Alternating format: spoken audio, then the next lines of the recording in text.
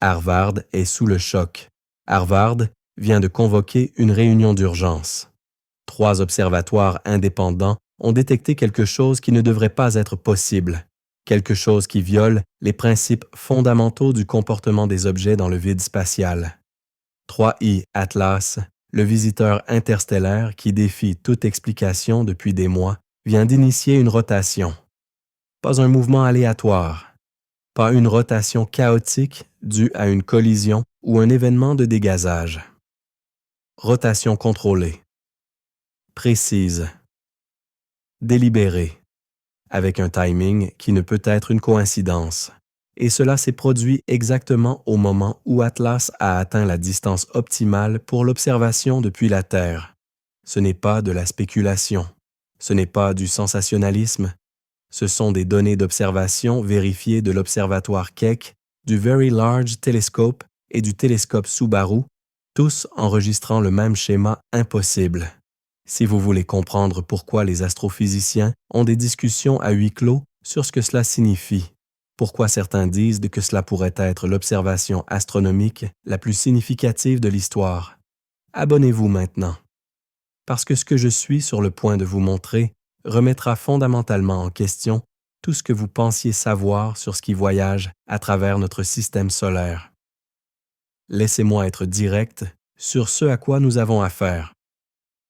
Pendant 5 mois, depuis qu'Atlas est devenu visible pour nos instruments en juillet, il n'a montré aucune rotation détectable. Aucune. Il a maintenu un profil de luminosité parfaitement stable. Pas de variation, pas de scintillement, pas de changement périodique qui indiquerait un objet en rotation avec une surface irrégulière captant la lumière solaire sous différents angles. Cela en soi est étrange pour une comète naturelle. Les objets naturels culbutent. Ils tournent de manière chaotique. Des milliards d'années de collisions, d'interactions gravitationnelles et de dégazage asymétriques créent des formes irrégulières et une rotation imprévisible. Mais Atlas était stable, anormalement stable, comme s'il maintenait délibérément une orientation fixe jusqu'au 14 décembre 2025.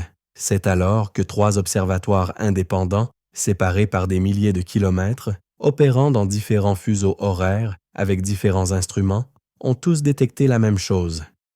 Des variations périodiques de luminosité indiquant un mouvement rotationnel.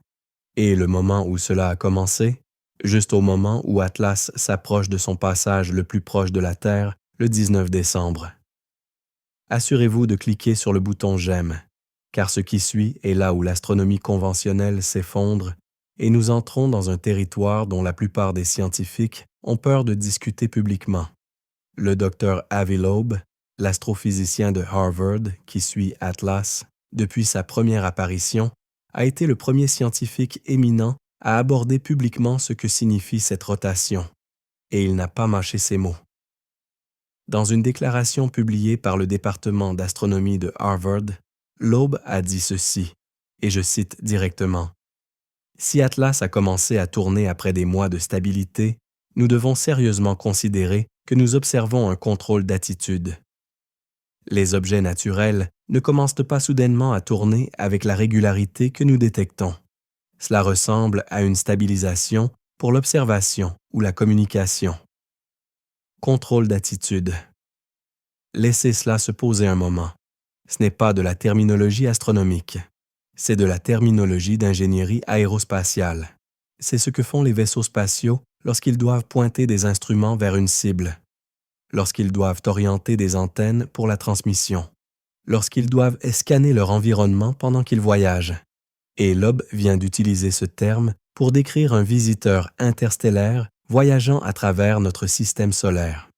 Laissez un commentaire avec votre réaction initiale, car ce que je suis sur le point d'expliquer confirmera vos soupçons ou bouleversera complètement votre compréhension de ce qui est possible. Voici les détails spécifiques de la rotation, car les détails sont ce qui rend tout cela si extraordinaire. La vitesse de rotation est d'une révolution complète toutes les 16 heures. C'est remarquablement lent selon les standards astronomiques. Pour contexte, la plupart des astéroïdes tournent toutes les quelques heures. Certains tournent toutes les quelques minutes.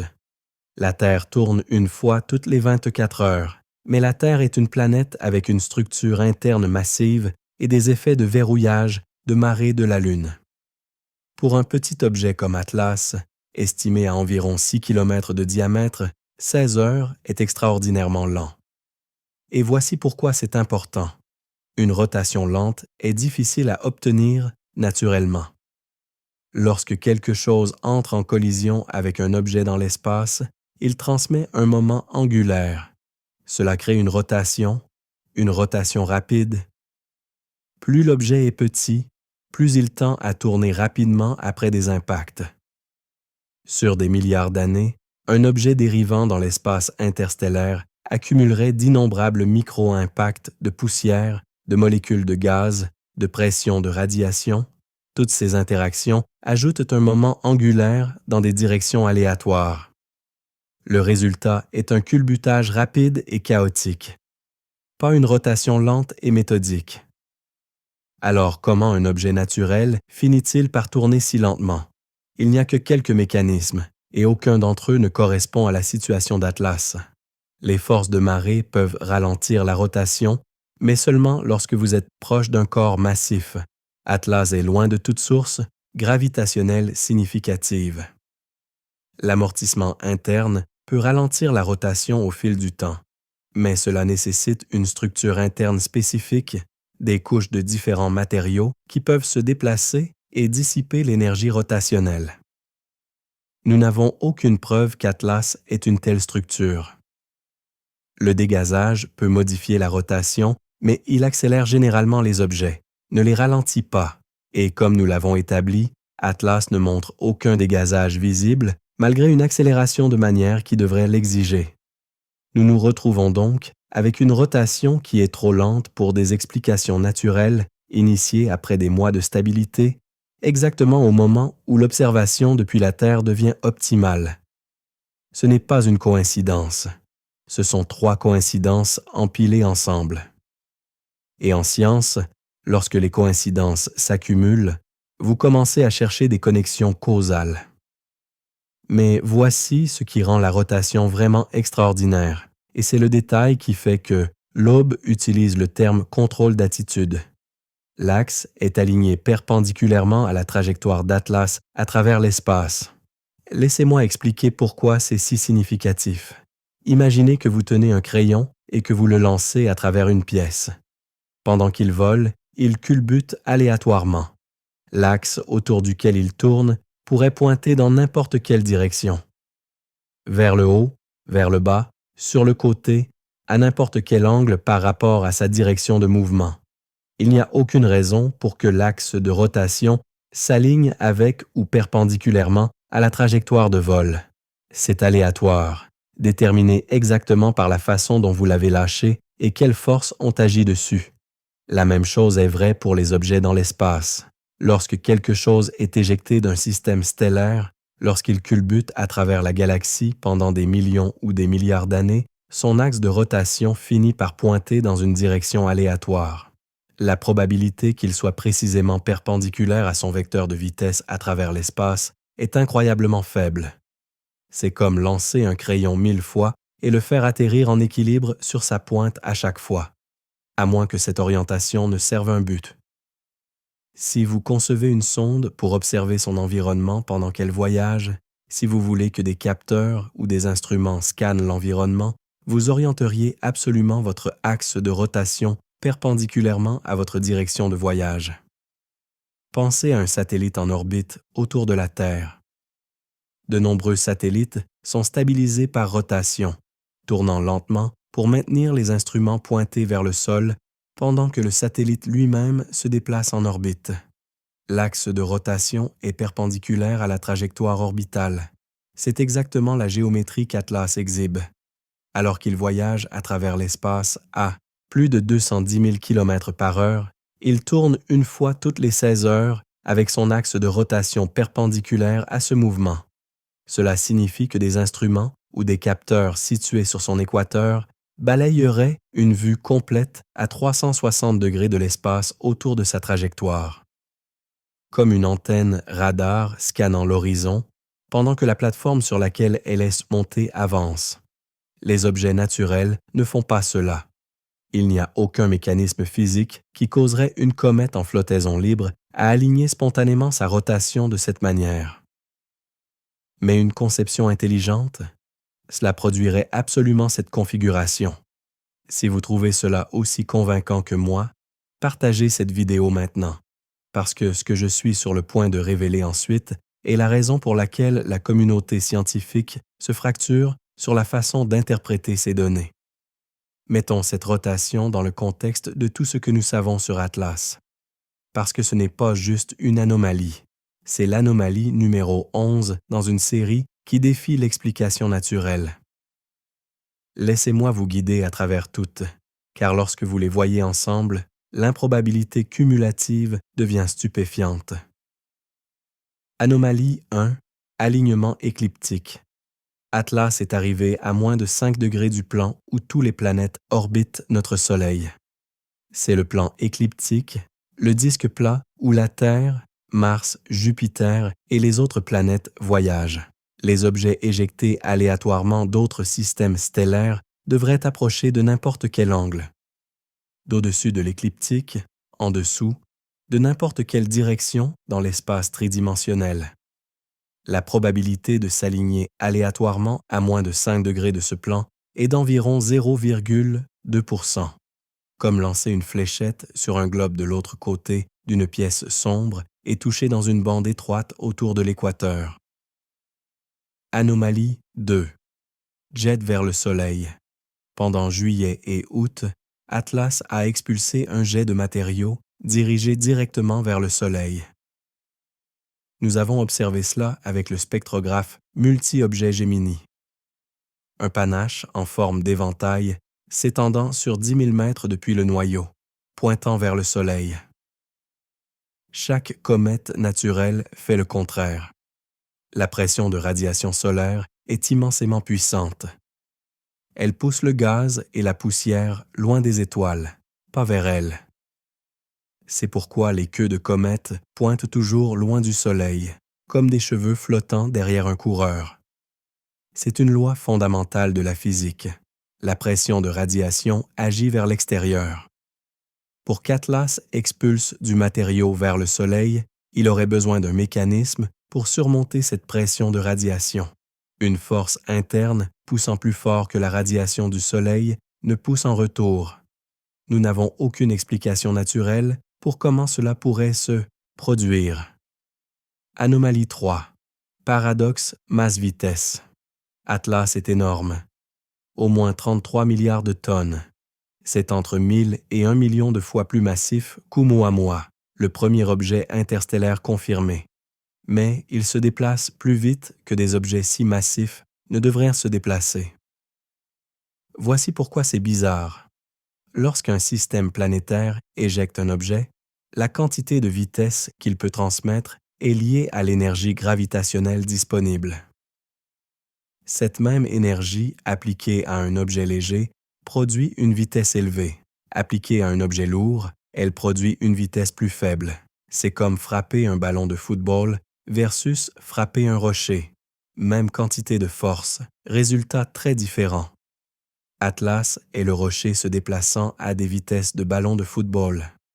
Cela ne devrait pas se produire à moins que quelque chose ne lui ait donné une quantité extraordinaire d'énergie pendant l'éjection, ou à moins qu'il n'ait sa propre propulsion. Anomalie 4. Timing parfait. Atlas est passé près de Mars début octobre, près de Vénus début novembre, et passera près de Jupiter en mars 2026. Ce sont des opportunités d'observation, des moments où les vaisseaux spatiaux près de ces planètes pourraient y aller étudier. Mais pendant le périhélie, son approche la plus proche du Soleil, le 29 octobre, il était directement derrière le Soleil du point de vue de la Terre. Blackout observationnel complet depuis notre planète. La précision temporelle requise pour cette séquence est extraordinaire. C'est comme un touriste visitant 3 villes tout en chronométrant parfaitement ses mouvements pour éviter les caméras de sécurité de l'aéroport de la capitale pendant la partie la plus importante de son voyage. Cela pourrait-il être une coïncidence? Oui, mais cela s'ajoute à une pile croissante de coïncidences improbables. Anomalie 5. Composition industrielle. L'analyse spectroscopique révèle qu'Atlas contient du nickel et du fer dans des proportions qui correspondent à des alliages manufacturés, pas à des mélanges primordiaux aléatoires. Lorsque nous analysons la lumière se reflétant sur un objet, différents éléments créent des lignes d'absorption et d'émission caractéristiques. C'est comme une empreinte digitale chimique. Les objets naturels devraient en montrer des ratios élémentaires aléatoires, peu importe ce qui s'est condensé ensemble lorsque l'objet s'est formé. Comme une poignée de noix mélangées, vous obtenez quelle que soit la proportion qui se trouve dans le sac. Mais Atlas montre des ratios spécifiques, des proportions de nickel-fer, similaires à ce que vous trouveriez dans des matériaux de construction de vaisseaux spatiaux ou de l'acier industriel. Cela pourrait être naturel? Peut-être, mais c'est une recette très spécifique qui correspond à ce que les ingénieurs choisiraient pour la résistance et la durabilité. Anomalie 6. Sécheresse extrême. Les comètes sont définies par leur composition. Ce sont des boules de neige sales de 80 à 90% de glace d'eau avec de la roche et de la poussière mélangées. Atlas à 4% d'eau, 4%. C'est plus sec que le désert d'Atacama, l'un des endroits les plus arides de la Terre. C'est plus sec que Mars. Une comète sèche est comme un feu mouillé. C'est une contradiction dans la définition. Si ce n'est pas principalement de la glace, comment pouvons-nous l'appeler une comète? Pourtant, elle exhibe certains comportements semblables à ceux d'une comète, comme le jet vers le Soleil et l'accélération non gravitationnelle. Alors qu'est-ce que c'est? Anomalie 7. Signature de polarisation unique. Lorsque la lumière se reflète sur une surface, elle devient polarisée. Les ondes lumineuses s'alignent dans des orientations spécifiques basées sur les propriétés de la surface. Chaque type de matériau crée un motif de polarisation caractéristique. Les surfaces rocheuses, les surfaces glacées, les surfaces poussiéreuses ont toutes des signatures distinctives. Atlas a une signature de polarisation qui ne correspond à rien dans nos catalogues. Aucun type d'astéroïde. Aucune comète. Même pas Borisov, la seule autre comète interstellaire confirmée que nous ayons étudiée. C'est comme trouver une empreinte digitale qui ne correspond à aucun humain, animal ou objet connu. Unique, sans précédent. Anomalie 8. Corrélation signal-WOW. En 1977, le radiotélescope Big Ear dans l'Ohio a détecté un fort signal radio à bande étroite qui a duré 72 secondes. Il était si remarquable que l'astronome Jerry Heyman a écrit « Wow » sur l'impression. Le signal avait toutes les caractéristiques d'une transmission artificielle. Il était à une fréquence que les sources naturelles ne produisent pas, spécifiquement la fréquence de l'arrêt d'hydrogène que les scientifiques avaient théorisé serait logique pour la communication interstellaire. Malgré des décennies de recherche, le signal n'a jamais été détecté à nouveau. Il reste le candidat le plus crédible pour une communication extraterrestre que nous ayons jamais observée. Atlas est arrivé des mêmes coordonnées célestes que le signal WOW, la même direction dans l'espace.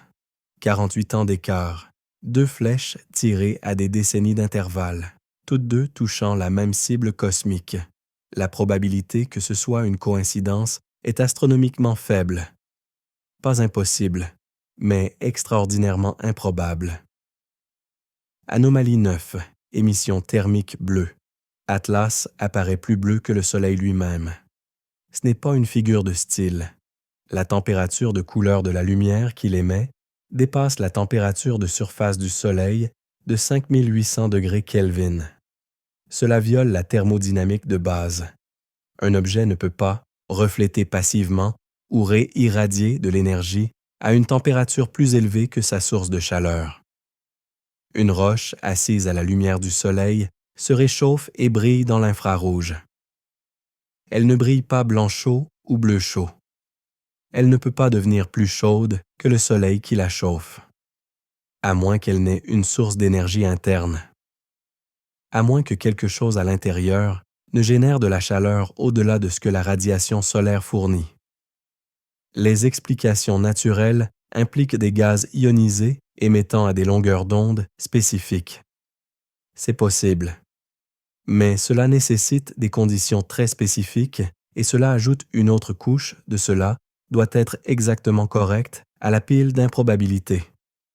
Anomalie 10. Propulsion invisible. Atlas accélère. Nous le savons parce qu'il dévie de là où les calculs gravitationnels disent qu'il devrait être. 4 secondes d'arc hors de position, ce qui se traduit par 80 000 km de déviation en un mois. Pour une comète, l'explication naturelle est le dégazage. Le gaz s'éjectant de la surface crée une poussée comme une fusée naturelle. Mais la quantité de gaz nécessaire pour créer cette accélération est stupéfiante. Au moins 5,5 milliards de tonnes sur un mois. Cette quantité de gaz ne disparaît pas invisiblement.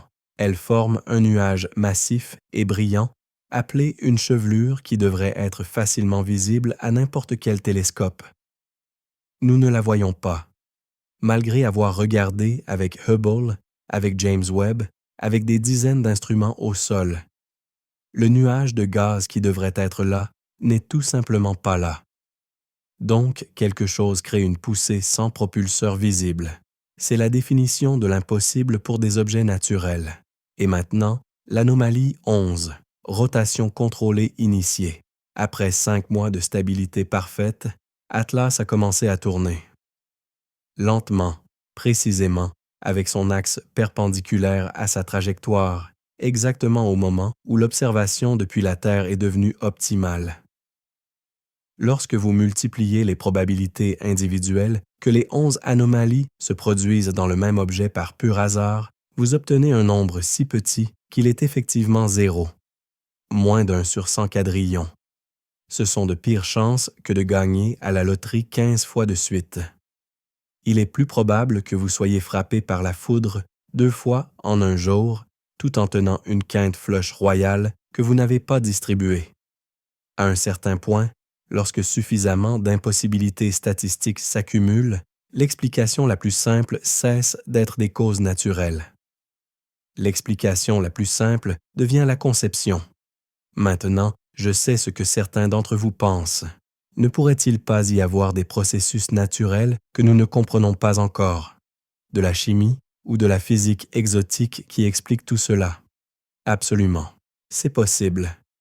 La science est pleine d'exemples où des observations anormales ont finalement trouvé des explications naturelles qui ont élargi notre compréhension. Mais la science consiste aussi à suivre les preuves honnêtement, où qu'elles mènent. Pas à rejeter les données parce qu'elles nous mettent un mal à l'aise. Pas à s'accrocher à des explications naturelles lorsqu'elles nécessitent des hypothèses de plus en plus élaborées. La rotation est particulièrement significative parce que ce n'est pas une propriété statique.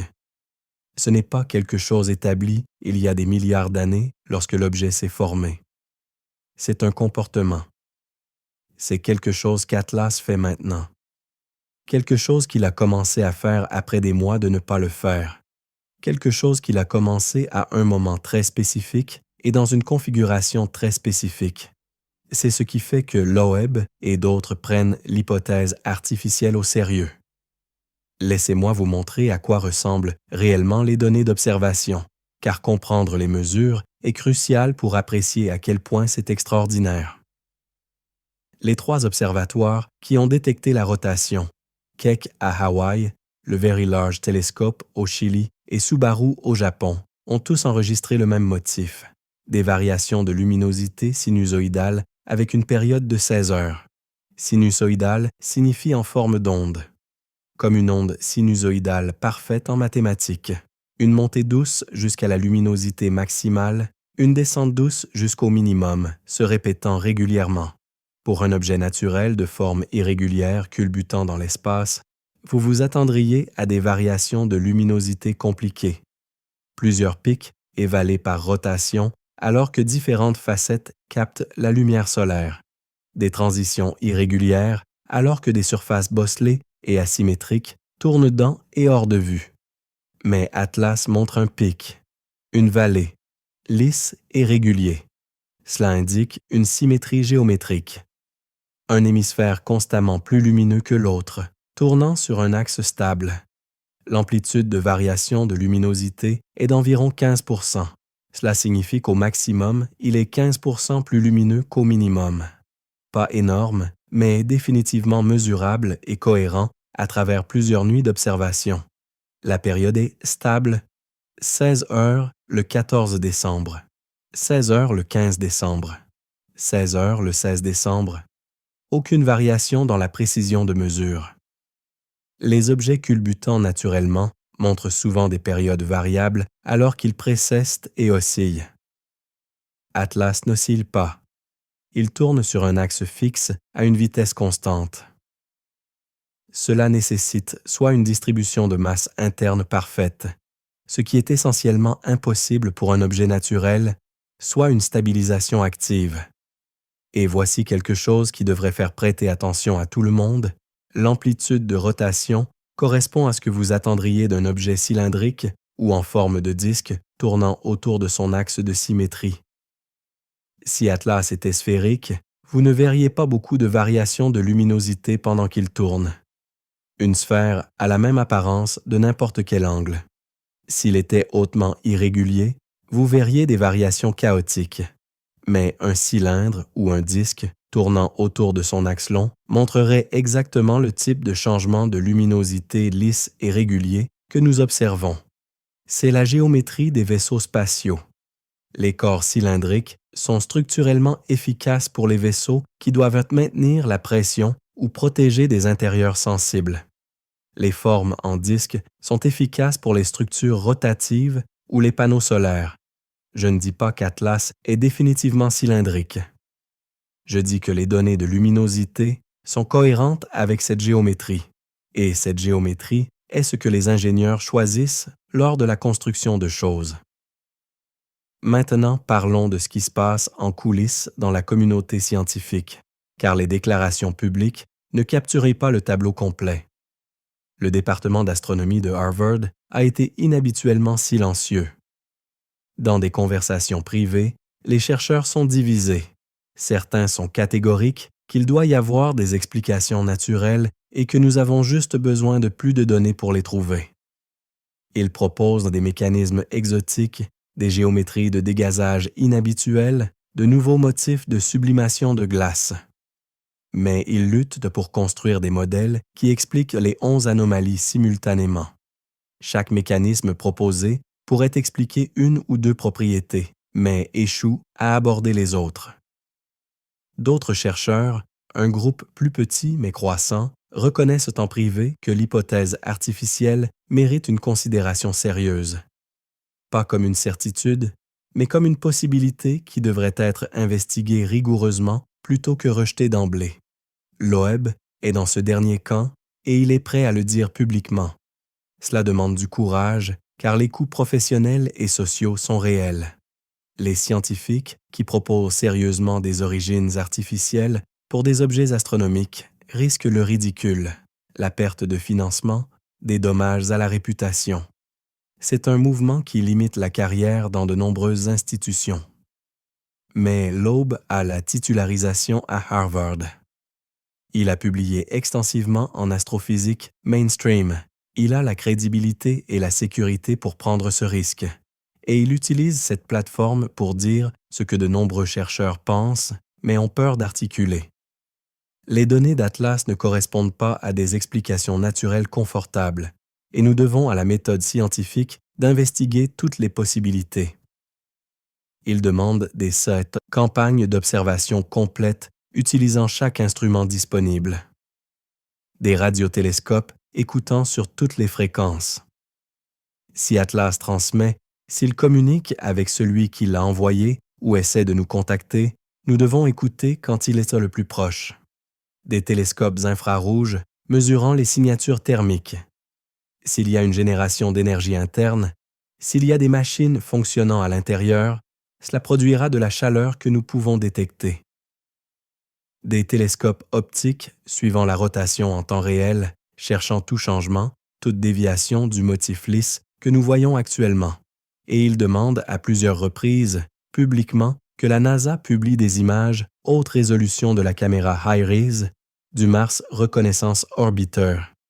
Cette caméra a photographié Atlas lorsque l'objet est passé à 31 millions de kilomètres de Mars début octobre. À cette distance, HiRISE peut résoudre des caractéristiques aussi petites que quelques mètres de diamètre. S'il y a des structures de surface, s'il y a une géométrie qui suggère la fabrication plutôt que le terrain naturel, ces images le montreraient. Mais la NASA ne les a pas publiées, n'a pas confirmé qu'elles existent, n'a pas expliqué pourquoi elles seraient classifiées si elles existent.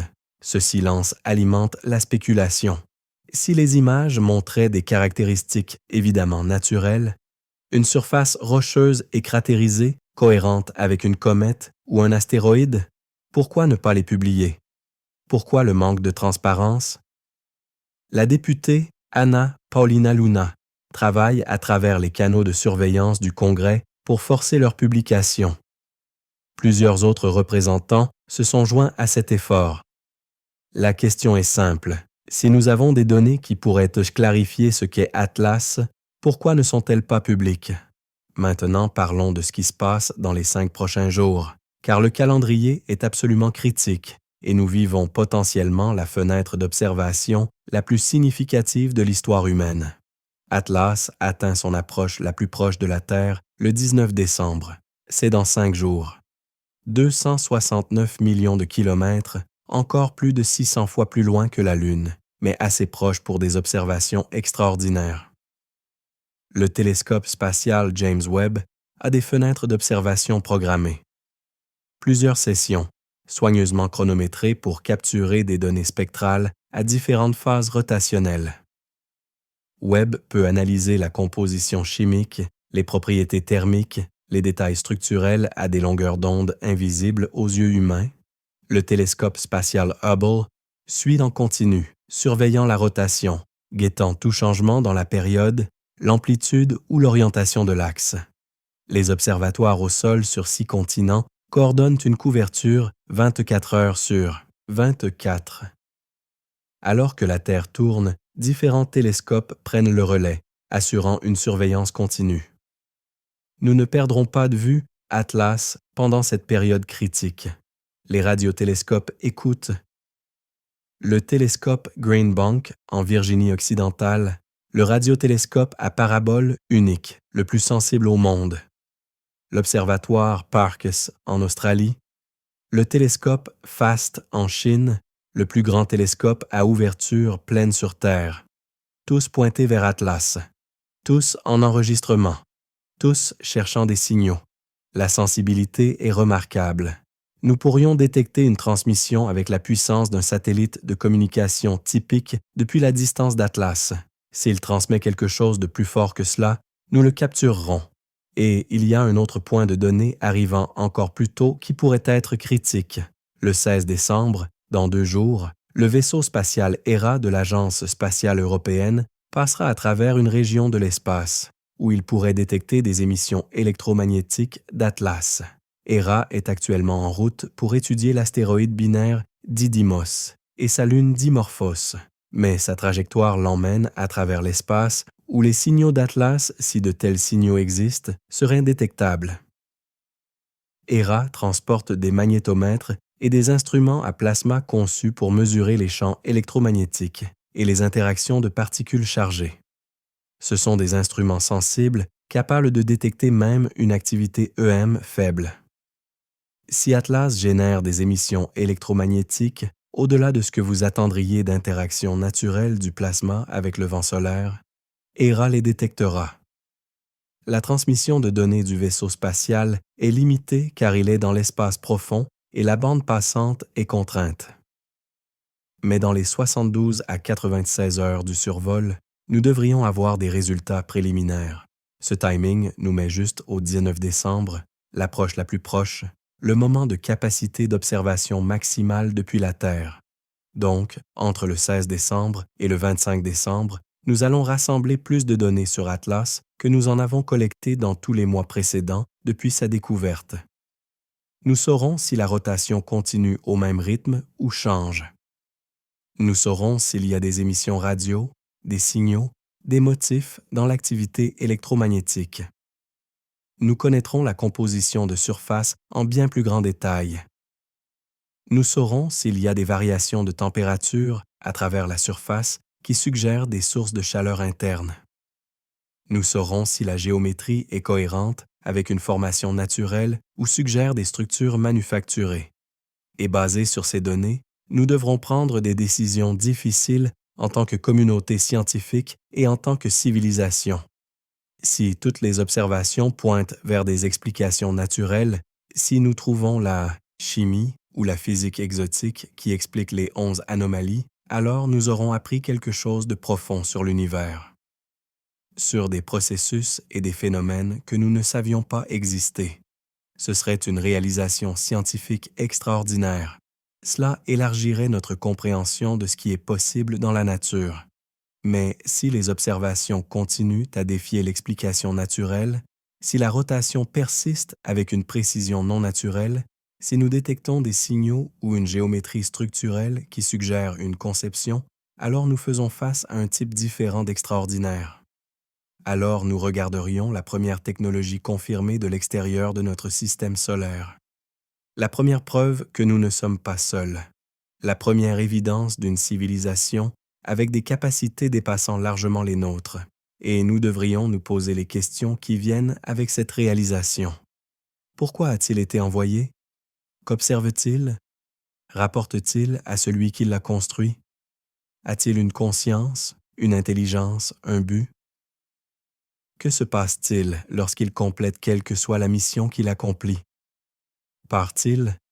Déploie-t-il quelque chose? Attend-il une réponse? Ce ne sont plus des questions philosophiques abstraites, ce sont des questions pratiques avec des implications potentiellement immédiates. Parce qu'Atlas est ici maintenant. Il est actif maintenant. Il fait quelque chose maintenant qu'il ne faisait pas avant. Et dans 5 jours, nous allons avoir les meilleures données que nous obtiendrons jamais pour comprendre ce qu'est ce quelque chose. Je veux être clair sur ma position à ce sujet. Je ne déclare pas, avec certitude, qu'Atlas est artificiel. Les données ne supportent pas encore une certitude absolue dans aucune direction. Ce que je dis, c'est que l'hypothèse artificielle a suffisamment de preuves de soutien qu'elle mérite une investigation rigoureuse et honnête plutôt qu'un rejet. Et cela signifie utiliser chaque outil que nous avons, poser des questions inconfortables et suivre les preuves où qu'elles mènent. Même si cela mène à des réponses qui défient notre compréhension de notre place dans l'univers. Parce que c'est ce qu'est la science. Pas protéger des visions du monde confortable, pas s'accrocher à des explications familières lorsque les données suggèrent autrement. La science, c'est suivre la vérité où qu'elle vous emmène, même lorsque la destination est inattendue. Dans 5 jours, nous commencerons à obtenir des réponses. De vraies réponses basées sur des observations complètes des instruments les plus avancés que l'humanité ait jamais construits. Si vous avez trouvé cette analyse précieuse, cliquez sur le bouton « J'aime » et abonnez-vous. Je couvrirai chaque développement en temps réel au fur et à mesure que les données arrivent. Laissez vos pensées dans les commentaires. Que pensez-vous que signifie la rotation? Des processus naturels que nous ne comprenons pas ou quelque chose de conçu? Partagez ceci avec quelqu'un qui a besoin de le voir. Parce que ce qui se passe dans les 5 prochains jours pourrait répondre à la plus ancienne question de l'humanité. Atlas tourne. Précisément. Au moment parfait. Dans la configuration parfaite.